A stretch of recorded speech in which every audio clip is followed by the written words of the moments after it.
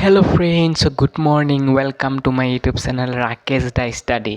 আজি হৈছে 10 এপ্ৰিল 2026 আৰু আজি দিব তোমালোকৰ HSLC ৰিজাল্ট। বহুত ষ্টুডেণ্টে হয়তো ভয় খাই আছা।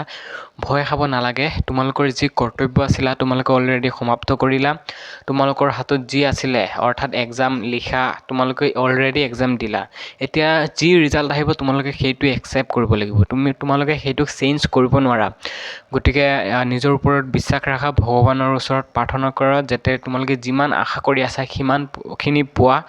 আৰু যিসকলে 90 বা গোটেইখিনি লিখি আহিছিলা তোমালোকে নিশ্চয় 80% পাবাই। আৰু যিসকলে মানে 60 মান লিখিছিলা তোমালোকে 10 মাৰ্কছ এটা কমাই কেনে পাবা। এইটো হয়, কেতিয়াবা 10 মাৰ্কছ এটা কমাই কেনে তোমালোকে পাব পাৰা।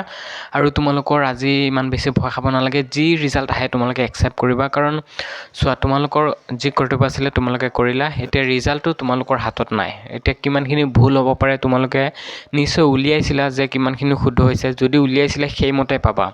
মোৰ ক্ষেত্ৰতে কি হৈছিলে, যেতিয়া মই ৰিজাল্ট পাইছিলোঁ 2024 বৰ্ষত HSৰ ৰিজাল্ট পাইছিলোঁ, তেতিয়া ময়ো এনেদৰে কি হৈছিলোঁ যে আগতে উলিয়াই ৰাখিছিলোঁ ৰিজাল্টটো যে মোৰ ৰিজাল্টটো কি হ'ব, মই 80% পাম নে নাই বা স্কুটি পাম নে নাই। তেতিয়া কিন্তু ৰিজাল্টটো যেতিয়া আহিছিলে তেতিয়া ঠিক সেইমতে ওলাইছে। মই মানে 10% কাটি কেনে ধৰিছিলোঁ যে 10% এটা কাটা যাব পাৰে, গতিকে ভুল চুল হ'ব পাৰে, ফুল মাৰ্কছ নিদিব, গতিকে ইমানখিনি ৰিজাল্ট মোৰ থাকিব। গতিকে সিমানখিনিয়ে আছিলে। তোমালোকেও ভালদৰে যদি লিখি আহিছে তেন্তে সিমানখিনি মাৰ্কছ পাবাই। বেছি ভয় খাব নালাগে। এতিয়া আৰু 10:30 বজাৰ ৰিজাল্টটো দিবই। যিটো আহে তোমালোকে একচেপ্ট কৰিবা, ফুল এনজয় কৰিবা, কাৰণ তোমালোকৰ হাতৰ পৰা অলৰেডি গ'ল। যি এক্সাম দিয়াৰ কাম আছিল তোমালোকে কৰিলে। এতিয়া যি ৰিজাল্ট আহিব তোমালোকে একচেপ্ট কৰিবা। বেছি ভয় খাব নালাগে আৰু ইমান টেনশ্যনো ল'ব নালাগে। তোমালোকে এতিয়া ৰিজাল্টটো কেনেদৰে চেক কৰিবা, অলপ আগতে চেক কৰিবা, কাৰণ ৰেডি কৰি থৈ দিবা, নহ'লে বা পিছত আকৌ বহুতে চেক কৰে না, তেতিয়া মানে ছাৰ্ভাৰ ডাউন হৈ যায়গৈ। গতিকে এতিয়া মই দেখাই দি আছোঁ যে তোমালোকে কেনেকৈ তোমালোকৰ নিজৰ ৰিজাল্টটো চেক কৰিব পাৰিবা।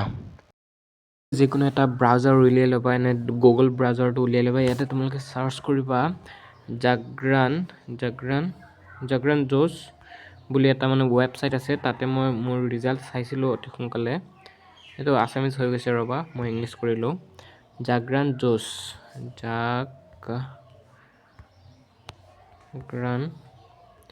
নহ'লে তোমালোকে এপছো আছে কিছুমান, সেইবোৰতো তোমালোকে ৰিজাল্টটো চাব পাৰিবা।